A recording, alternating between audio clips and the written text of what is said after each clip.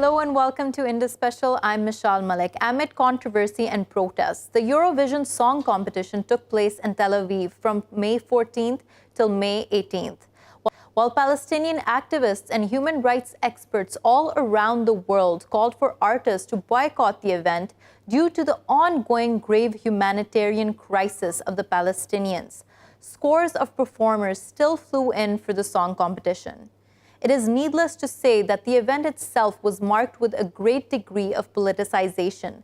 Let's find out more about the story on tonight's show. Joining for this discussion is Mr. Hamid Shaqqura, who's a human rights activist joining us from Gaza. We're also joined by Mr. Moin Naim, who's a political analyst joining us from Istanbul. We're also joined by Mr.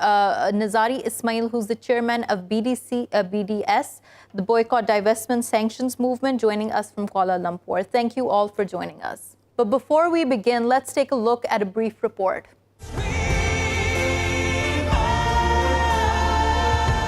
This year, the international music competition Eurovision has been held in Tel Aviv, despite protests and calls for it to be boycotted. Pro-Palestinian protesters urged singers and fans alike to ignore the event in an attempt to bring attention to Israeli actions throughout occupied Palestine. Defying the rules of the contest, singers from Iceland used the song contest to protest against the Israeli occupation of Palestinian territories. Nobody expected them to unfurl a Palestinian flag, embarrassing the hosts.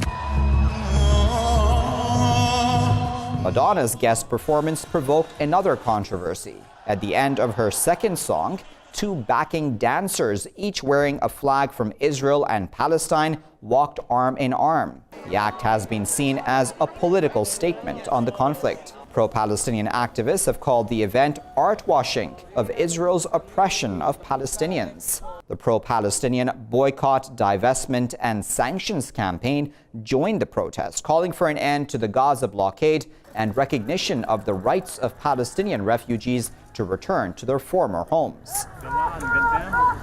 Now, with the number of stateless Palestinians reaching 8 million, Israel has rejected their right of return. It has called this a threat to maintaining its Jewish majority in a country self-described as the nation-state of the Jewish people. Mr. Moin Naim, let's begin with you. Brief us on the general controversy surrounding Eurovision being held in Tel Aviv at this point in time. I want to say that the contest, the Eurovision itself was to be the occupation, Israeli occupation wanted it to be a victory and a support for its politics and its crimes. But even we as Palestinians or Palestinian supporting organization could not prevent this issue to happen, but at least we could use it to show the world the reality and the real face of the occupation. First of all, the number of participants was really worse than the previous years, and it was, as some specialists said, that it was the worst Eurovision in the last few years.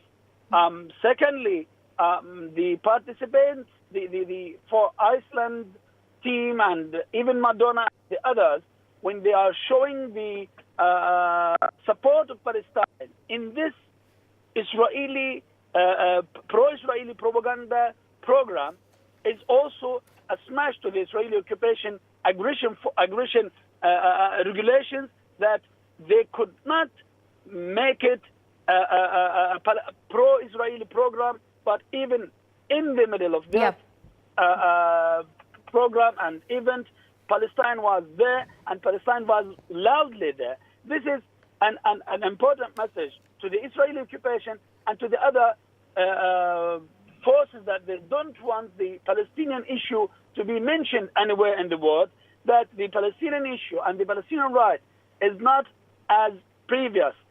Palestinian issue and Palestinian rights is very well known now by the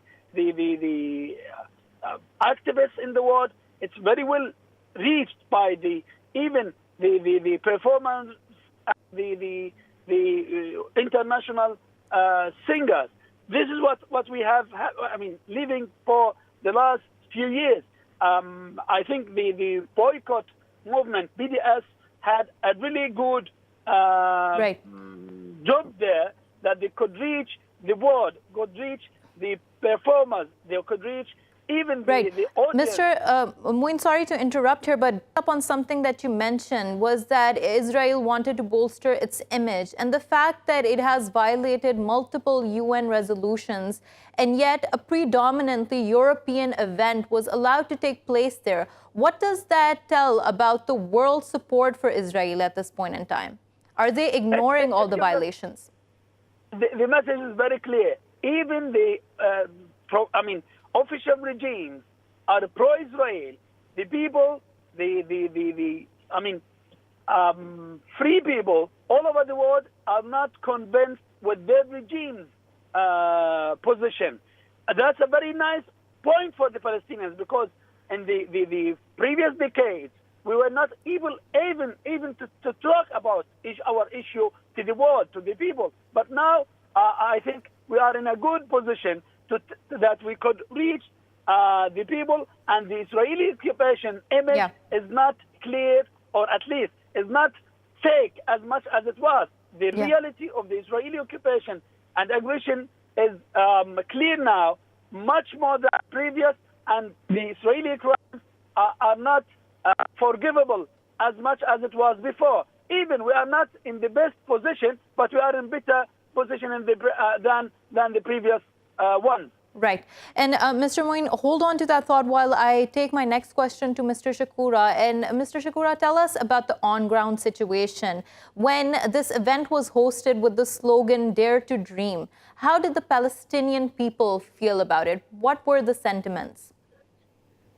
Well, thank you for this program. For Palestinians, we wish this whole event would have not taken place anyway in Israel this year. The organizers always claim that this is a non-political event, it's cultural one. But we know, and this is a history of engagement with the Israelis, we know how Israel systematically been using cultural events for political gains. And this event is not an exception. Israel has politicized it, used it for its gain. It has been used for whitewashing Israeli occupation, for whitewashing Israeli crimes, ongoing crimes against Palestinians. This year event coincides, as you know, with the 71st anniversary of Nakba. While Palestinians are commemorating their griefs, their 71st anniversary of uprooting the whole Palestinian population from their land, Israel is just demonstrating this and organizing this, and together with Europe. This is part of the politicization. This is part of the whitewashing. I said, and even there has been a controversy over the logo used by this year. The logo itself, the Eurovision logo itself, represents all of Palestine, historic Palestine, including the West Bank and including Jerusalem, West Bank, and Gaza. Even the promotional material, same thing. So it's been politicized by the organizer, by the Israeli side. So, Mr. Shaqqura, you are stressing on the point that it was highly politicized. It's interesting because the European Broadcasting Union kept emphasizing that this would be a non-political event. In fact, they criticized when artists came out in support of Palestine or demonstrating Palestinian flags on stage. What contradiction do you see there when there is criticism of that gesture, but this entire event was in fact a political move? Yes, again, when we see some people, even in the middle of this dirty work, I would say, demonstrate their support to Palestine, this is great. But again, we wish that this whole affair didn't take place this year in Israel, in support of occupation, in support of Israeli crimes against Palestinians. This takes place at a time while we are in Gaza Strip, are under comprehensive closure, collective punishment imposed on 2 million population people in Gaza Strip, ongoing lethal force used against demonstrators, those who peacefully protest against occupation, those who protest for demanding their right to return are being forced with excessive use of force, with lethal force. Hundreds of people been killed, thousands been injured. While this is taking place in the Gaza Strip, Israel with Europe are organizing this event. Okay, so Mr. Shaqqura was telling us about how during this event, there was ongoing persecution of the Palestinian people. And now we were also talking about the gestures made by certain artists during the event, which seemed to show that they were with the Palestinian cause. Now, in response to this, a tweet came out by the Palestinian Association of Academic and Cultural Boycott of Israel, which stated, Palestinian civil society overwhelmingly rejects fig leaf gestures of solidarity from international artists crossing our peaceful picket line. Now tell us, is that a widespread sentiment? Yes. I think it's a widespread sentiment, and the gesture of the artist to show support is actually a bit too late. When you go over there and participate in the event, you are actually normalizing relations with the state of Israel, and which is not supposed to have been done by them. They should have completely boycotted the event because what Israeli has been doing is against international law, and therefore they deserve to be boycotted. And therefore, the best thing to do is actually not to go and attend the program at all. And this is what the opinion of most of the people who understand human rights hold on to. So this is, yes, answer your question. That the sentiment to completely boycott Israel is very strong around the world. Mr. Ismail, you seem to suggest that the better option would have been to buy the event entirely. Now, we also know that the event stirred quite a controversy. Don't you think in this time when people are becoming more and more immune to hearing news coming out of Gaza, coming out of Palestine, an event like this, in fact, shed more light on the cause of the Palestinians? Yeah, the event like this, the controversy is good because it highlights the issue. But the better option is actually to completely boycott. For example, like in case of Madonna, if she had not attended the program at all, then the message would have been stronger to show to the world community that she does not condone what is happening over there in Palestine. By her attending the event and then asking her colleagues to wear a Palestinian flag, and then another one having an Israeli flag on the back, that is not enough. Right. Because that does not show the message. Right. That it's actually boycotted. Right. And Mr. Moin Naim, do you also agree with that boycotting the event would have sent out a stronger message than going there and advocating for Palestine? Yeah, of course. I think the participation there is a failure for us. I mean, the performers who rejected to participate there were giving a stronger message. I wish we could prevent everybody or convince everybody not to participate, to show the world that the Israeli occupation is not accepted by the people of the European countries. Because this Eurovision performance is followed and shown by millions of the people. So we wanted the people to know that the Israeli occupation is not able to perform or to organize such an international performance because it's an occupation and the world does not want them, does not accept their occupation.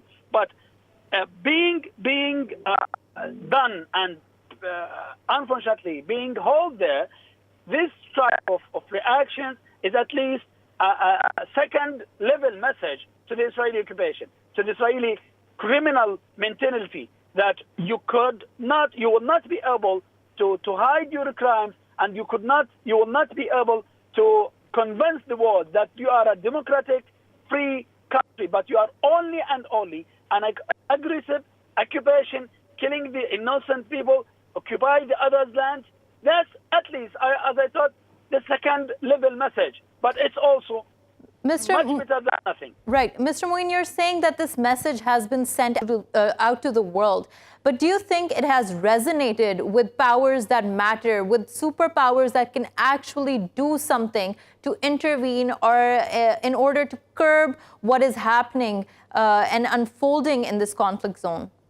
Superpowers and official powers are not more changed easily. The change on the official powers is very hard.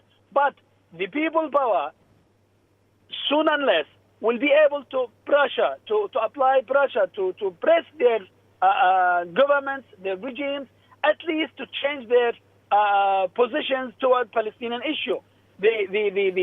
Such a program, we were not dreaming to have this type of support from Madonna, who's, I think, maybe have never heard about Palestinian issue since she was born. But to have this step of her, even I don't accept her participation, again and again I'm saying that.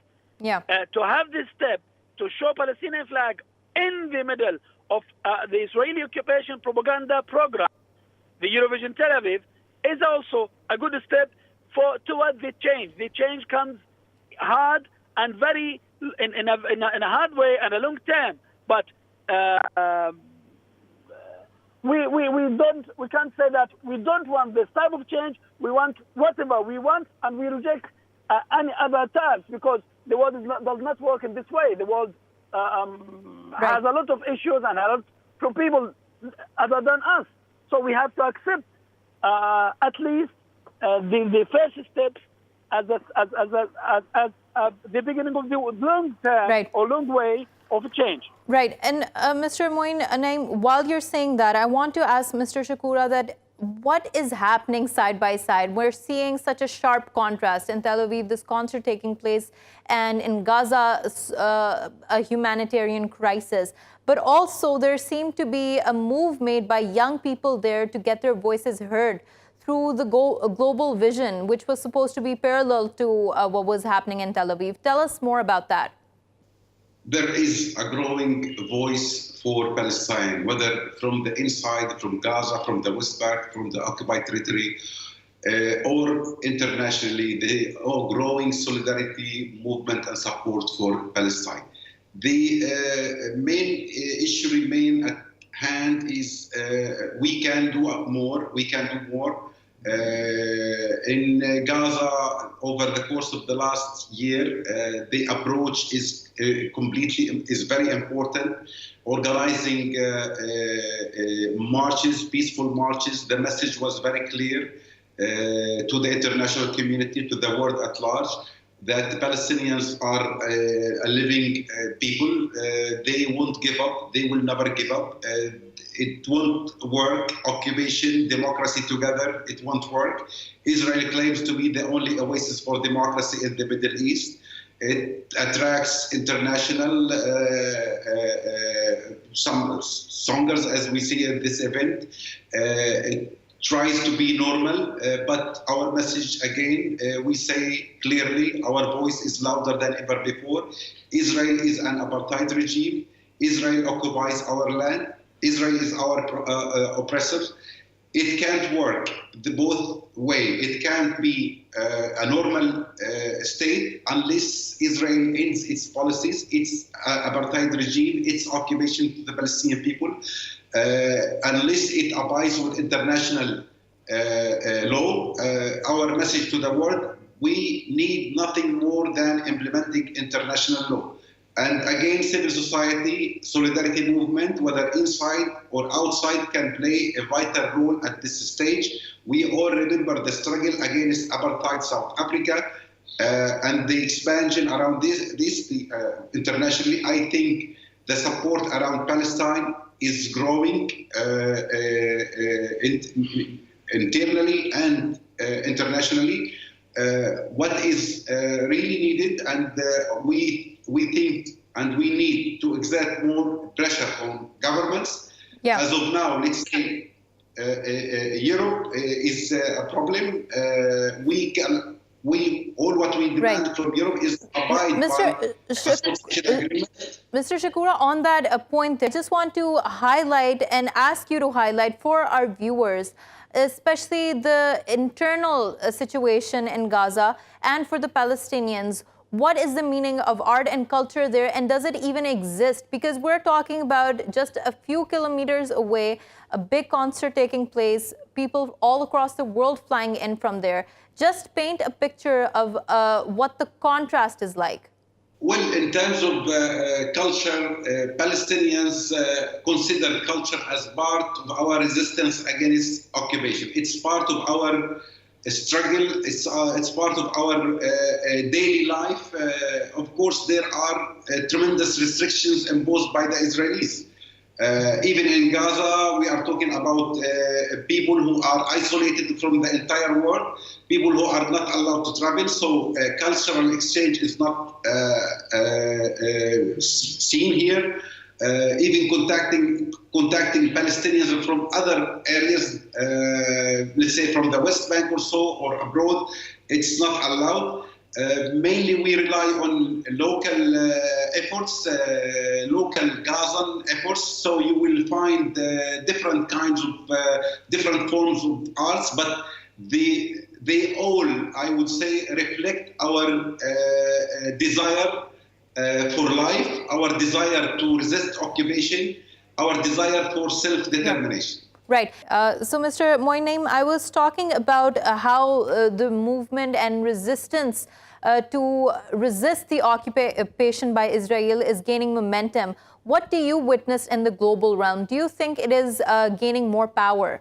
First of all, regarding the people of the world, not the regimes, we are gaining and gaining and gaining because our Palestinian issue is clearer now to the people than other times, because in the previous decades, the media was only and only on the hand of the Israeli occupation or its supporting lobbies. But now we are able to tell our story, and the people of the world can hear from us.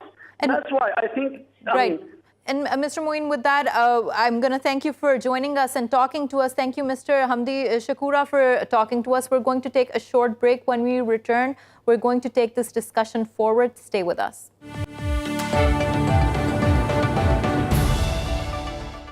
Welcome back to Indus Special. Now, on May 15, 1948, more than 700,000 Palestinians were expelled from their own homes in a war which paved the way for the creation of Israel.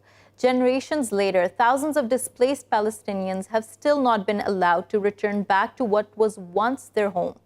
Each year since then, on the May 15th, Palestinians commemorate the Nakba Day, or the Day of Catastrophe. This year, while in Tel Aviv, the Eurovision concert was in full swing. 10,000 Palestinians marched for their futures. Let's find out more about the 71st Nakba Day. What happened on the ground? We're joined by Mr. Issa Amro, a Palestinian activist and a recognized human rights defender by the UN and European Union, joining us from Gaza. We're also joined by Mr. Muslim Imran, an activist joining us from Kuala Lumpur. Thank you both for joining us. Mr. Imran, let me begin with you. Tell us the significance of the Day of Catastrophe to this point in time for the Palestinian people. What does it represent? Nakba was a process of ethnic cleansing. This has been documented by not only Palestinian historians and analysts, but also by new historians in Israel. The findings that they managed to get hold on after many of Israel's official documents were declassified 50 years after Nakba prove beyond any doubt that Israeli army, the militias that founded Israel, committed well-planned war crimes, well-planned ethnic cleansing. The Dalit plan, which Ilan Pappé, Israeli historian Ilan Pappé, documents in many of his works, was a plan to ethnically cleanse Palestine, to get rid of as many Palestinians as possible, and to get hold of the Palestinian cities. And the result of this Nakba was the destruction of over 500 Palestinian towns and cities in only 6 months' time, from 1947 to 1948, and the expulsion of over 700,000 Palestinians who have grown today to become one of the largest refugee groups in the world. Over 7 million Palestinian refugees are scattered all over the world. And Nakba was basically the day or the event which resulted in the destruction of Palestine and the creation of the State of Israel, a state that continues to commit war crimes and to perpetuate war, conflict, and problems in the Middle East and in the rest of the world. So Nakba was painful for the Palestinians who lost Palestine, but it was also very detrimental to the history and the life of the Middle East. It was the incident which resulted in the creation of a rogue state which continues to occupy other people's lands in Palestine, in the Golan Heights, in southern Lebanon. And it was the incident which resulted in hundreds of thousands of casualties. Over the past 71 years of occupation, Israel has killed over 100,000 victims, and this was well documented by the Palestinian Statistics Center. Over 100,000 Palestinians have undergone Israeli detention from 1967 to 2017, and as we speak, thousands continue to suffer under Israeli detention. Millions continue to suffer under Israeli apartheid policies in the West Bank and in 1948 land. And millions of Palestinians continue to live in one of the worst open-air prisons in the world in Gaza. This is the result of Nakba. It has resulted in the creation of an exceptional occupation entity, and this entity evolved into a fully-fledged apartheid, which we all see today in Palestine. Right. And talking about how this day has grave historical implications, but Mr. Muslim Imran also taking the matters forward and talking about how and why it's commemorated today. Is it also for the community at large, their longing to be expressed through this day to return back to their homes? Well, Palestinians, I would say, have no choice but to work for their liberation and return. Millions of Palestinian refugees continue to suffer in exile, in refugee camps, in diaspora, and these people deserve to live as dignified human beings. They deserve to return to their homeland. This has been guaranteed and enshrined in international resolutions. These people continue to work for return. As we speak, thousands of Palestinians hold their gatherings and assemble to express their interest to return to their homeland in Europe, in Southern America, in the larger Arab world, and inside Palestine itself. In fact, the population of Gaza, for instance, is mainly made of refugees who lost their homeland. These people continue to march. If you follow the news of the Great Return March that have been taking place in Gaza for the past 1 year. These people are demanding one simple thing, going back to their homeland. So, of course, this is right. And Mr. Muslim Imran, hold on to that thought. We're going to talk about the conditions in Gaza in more depth. But before that, I'd like to ask Mr. Issa here, how was Nakba Day in 2019? How was it on May 15th of this year? What happened? This year, the 71st anniversary of the Palestinian Nakba, we in Palestine, in West Bank and Gaza, the Palestinians commemorate the Nakba by organizing protests, organizing rallies, organizing lectures, and organizing, educational, seasons and lectures for the Palestinian new generation, because the Israelis are trying to make the young generation forget their rights of return, their full rights as human. In the other hand, they say the elders will die and the new generation will forget. We say that we will not forget our rights. We will keep marching for freedom, for justice, for equality, and for the right of return. Many Palestinians were injured all over Palestine because of protesting peacefully against the occupation, against the oppression, against ethnic cleansing. And we say it loud every year that the Nakba is continuous. They are trying to take more Palestinian land. They are trying to confiscate Palestinian houses, and they are trying to remove the Palestinian identity of the of Jerusalem, of the Dome of the Rock, of Al-Aqsa Mosque, and in Hebron is the same. They are trying, to remove the Palestinian identity of the old city of Hebron. On the other hand, they are just continuous in, sieging Gaza, putting the people in jail, controlling all the goods coming in and going out, and they just control the Palestinian economy more and more. And now they are talking about the peace deal and the peace century deal, and they want to force the Palestinians to give Mr. Issa, the right of sorry return. to interrupt here. Before we carry forward with this, I just want to bring in the fact that the Nakba Day was held on the same day that Eurovision was taking place in Tel Aviv. Do you think with that happening, Nakba Day was any different this year? Yeah, no, this year, Israel was trying to send a message to the international community that it's a country of, democracy. It's a country of art. It's a country of festivals. Nothing is happening around. It's few Palestinians are making troubles, but everything is okay. Through the Eurovision, Israel was trying to make up and cover the occupation and go over the Nakba consequences on the Palestinians. That is why Eurovision this year was organized during the Nakba Day, and that was left a huge influence on the Palestinians who saw the Eurovision as a gift for Israel, for its occupation and for its apartheid and for their oppression and suppression of the Palestinian people. We send out messages to everybody in the Eurovision that occupation vision must be all over, and you should work hard before you come to celebrate the Eurovision. You should come and see the occupation first. You should work hard to end the Israeli occupation. And it's not only occupation, it's apartheid, discrimination, it's suppression, oppression against the Palestinians who are living without even... Right. And Mr. Issa, here you stressed on the fact that it seemed that Eurovision was a gift to Israel.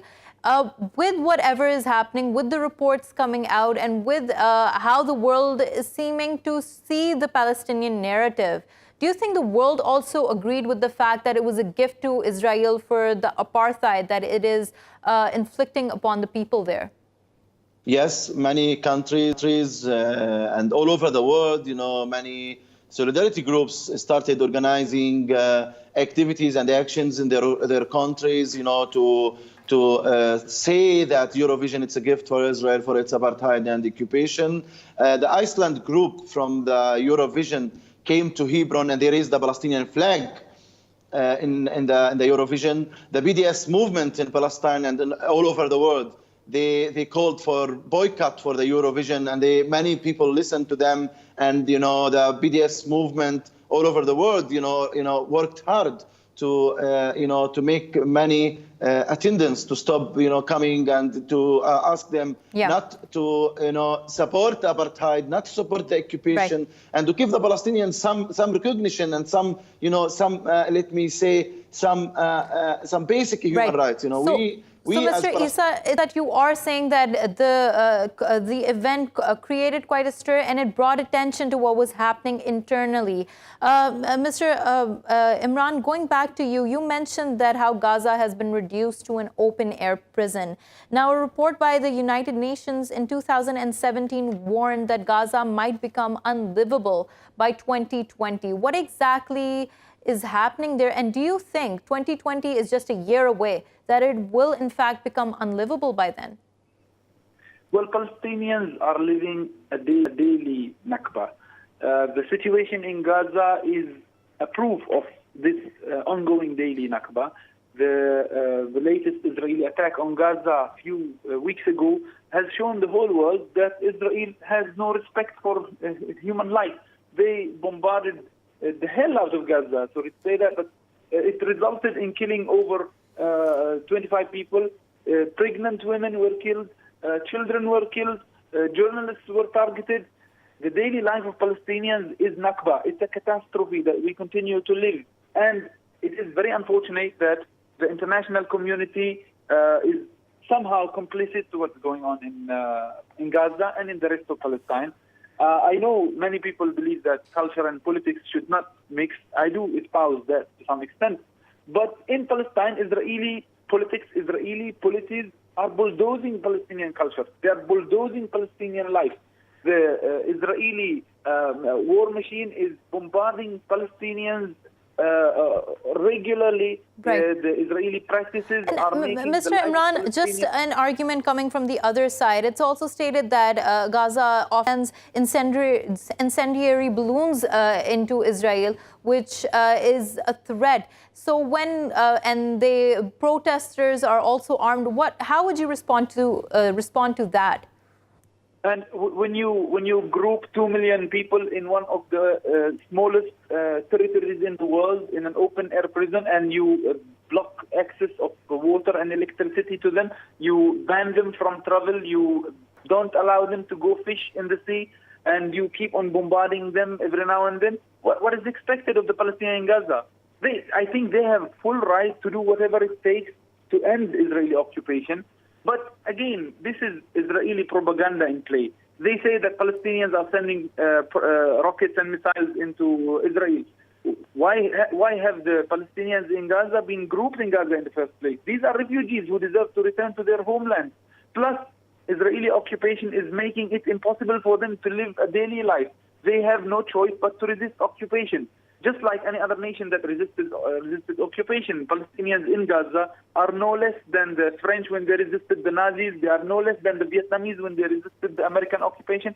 They are no less than any other nation in this world. They deserve to live with dignity. They deserve to return to their homeland, and that explains why they continue to resist occupation. The Israeli power is supported by the superpower. They are armed to their teeth. They receive the military aid of the United States on regular basis, and Palestinians have nothing but So, Mr. Imran, you would say that the narrative that comes out of Israel that they are doing this in defense is incorrect.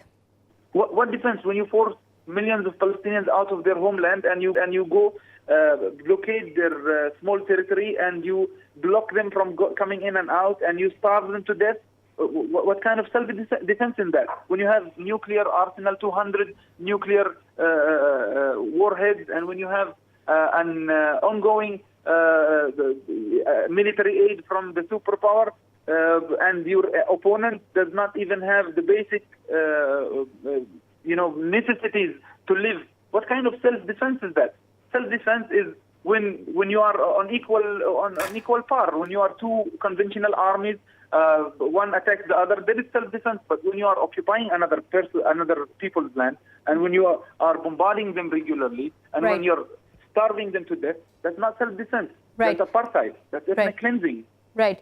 And thank you for joining Mr. Muslim Imran and talking to us. On that note of apartheid, Mr. Issa, tell us the state of apartheid now, and especially after the 2018 nation-state law, how have things changed? It's not only the nation-state law, which gives only the Jews the right of return or the equal rights inside Israel.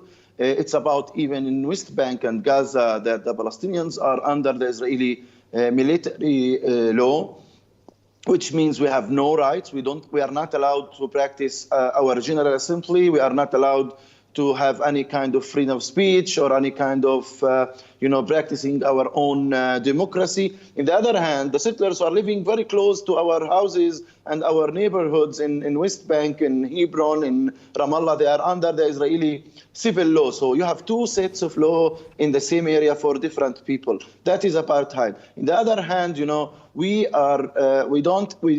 don't have any equal for the natural resources. We don't have clean water. The Israeli settlers, they get 10 times water more than us. We are not allowed to have any kind of exporting and importing. And Sarah Roy described it as the development. So the Israeli occupation is working to destroy any kind of infrastructure for the Palestinians to live with any small economical growth. So they control the economy, they control our actions, our activities, our movement. They control the land, they control the water, they control the electricity, they control the borders. So they control everything. And as Palestinians, we don't have any basic human rights. What they do is making our life harder and harder to push us to leave the country. And we unfortunately have a brain drain. People, who are educated, they start leaving the country because of the unemployment. And, Mr. Amro, also the aid relief providers have also stated that the need for relief and aid has outgrown the number of funds and financial support that they have to give to the Palestinian people and to give those people in Gaza. How have the numbers increased in, let's say, the last year of people who require aid?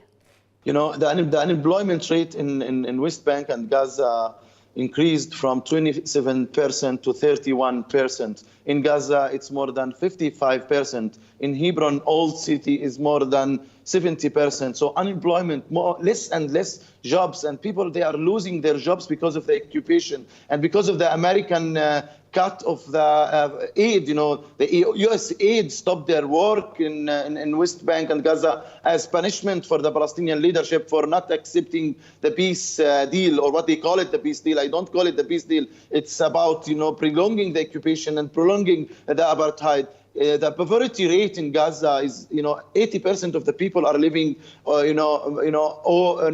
the poverty rate. That means they don't have the basic needs to survive as families. The occupation is sieging Gaza more. Nothing is going in, nothing is going out. The Palestinian economy is completely affected because of the occupation measures. So they are just suppressing us. Thank you, Mr. Issa Amro, for joining us and talking to us. Thank you for watching Indus Special. We will see you again tomorrow with more stories. Till then, goodbye and take care.